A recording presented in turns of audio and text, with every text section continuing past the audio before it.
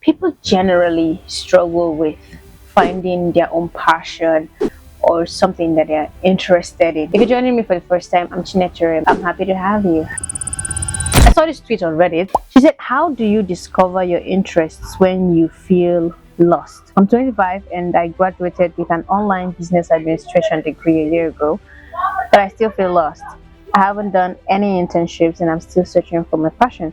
I come from a background where education wasn't a priority, and this journey of finding my purpose feels like it's taking too long. I've tried exploring self improvement, business, and even data analysis, but nothing has truly sparked my passion yet. Has anyone been through this? How did you discover your interests? Are there any experiences or methods that helped you find your passion? Is there anyone who can help me figure this out? Yes, about 3 years ago, I was in this exact position trying to figure out what I'm passionate about, how I'm going to start living my life. The truth is, whether you come to a better place is totally up to you. So, in this particular episode, we're going to discuss in 3 steps how to find your spark. Now, these steps are not the holy grail, but I do hope that it will give you some kind of fresh way to look at the problem. Let's get into it. First, we'll need to understand why you've come to feel this way. Then, we'll have to accept it and recognize it for what it is. And finally, do something about it. Now, I absolutely relate with this because I've been there. But in my case, it manifested itself in my academics. I have this I don't care attitude. I don't care what kind of grades I get as long as I don't fail. So I graduated secondary school, got into the university where I started out in engineering. I made it through the first semester, not aiming for much. And in the second semester, I got an F. Even I can't express exactly what that did to me. Failing a course for the first time made me face a reality that I had suppressed for a long time. First, there is the surprise, man, I failed. And then there's the self doubt. Maybe I'm not as good as I thought I was. But I didn't like the thought of that because deep down, I know exactly what I'm capable of. And that is a lot.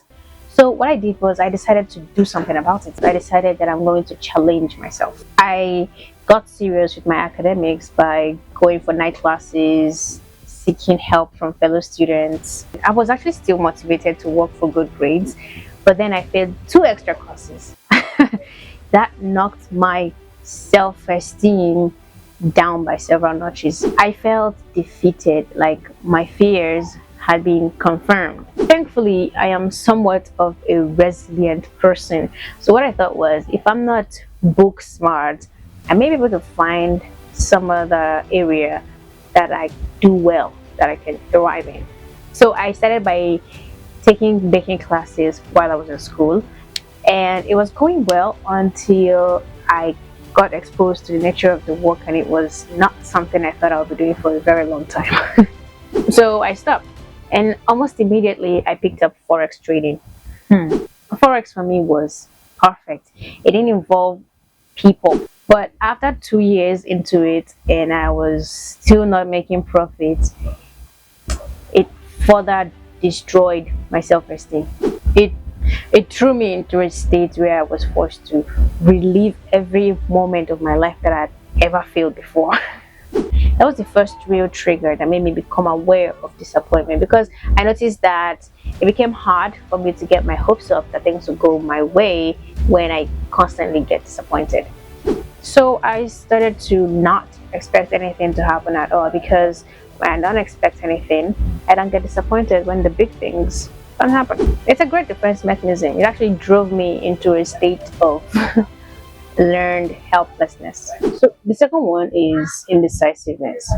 Now, making a decision and sticking to it has become a problem, as I have come to believe that I am incapable of making the right one, which is sad because it made me lose confidence in my ability to decide.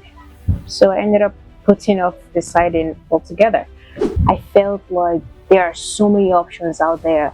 How do I know what the right choice will be? Which one do I drop? Which one do I pursue? Will my future self be satisfied with the decision that I make right now? And the third on my plate is consistent inaction. I want so many things, I have so many ideas, but I never take the step to act on any one of them. Most times they're due to forces that are beyond my control, but even then it's annoying that I don't get to do the things that I actually want to do. When I come through all of the ideas that I've had in the past that I never acted on, I'm being welcomed by this wave of regret, of guilt, and of disappointment. So the thing is, I got to understand that all these factors, disappointment, unmet expectations, indecisiveness, and consistent inaction, all factored into my lack of motivation. And for some people, it might come in from comparison, where you feel like everyone else is ahead of you, and it kind of makes it difficult for you to move. And this actually brings me to the major purpose of this video.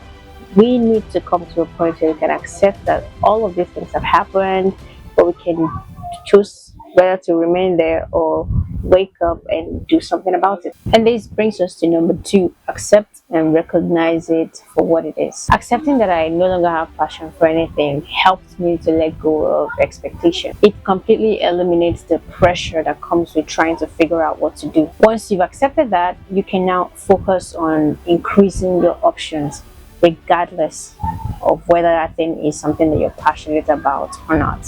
So when I came across So Good They Can't Ignore You by Cal Newport and The Pathless Path by Paul Millard, it opened my mind towards a fresh way of looking at passion and career. In So Good They Can't Ignore You, Cal suggests that you need to find something, anything, maybe machine learning or cinematography. Just learn the thing till you become so good at it that people will be willing to pay you for it. Let it be that this one thing I do for you. It's annoying when you can't figure out what you're passionate about, but it gets twice as annoying if you can't figure out one thing that you do well. Research has it that those who are happy at their jobs are the people who are experts at their fields, whatever that is. Whereas in The Pathless Path, Paul suggests that you explore. Find out what resonates with you. A lot of people refer to this as experimenting. They'll try various things until maybe you find one thing that clicks. The truth is, you don't have enough information for you to know what you would want in the future. When I accepted this was also when I decided to pursue a thing till I become good at it. Finally, do something about it. I mean, life can absolutely be a field of buckets.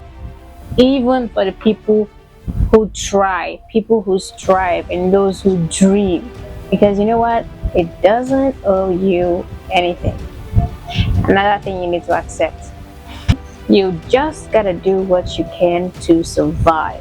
You don't have to wait till you find a passion. That's the entire purpose of this video. If you found any part of the video helpful, consider leaving a thumbs up, share the video, or even subscribe.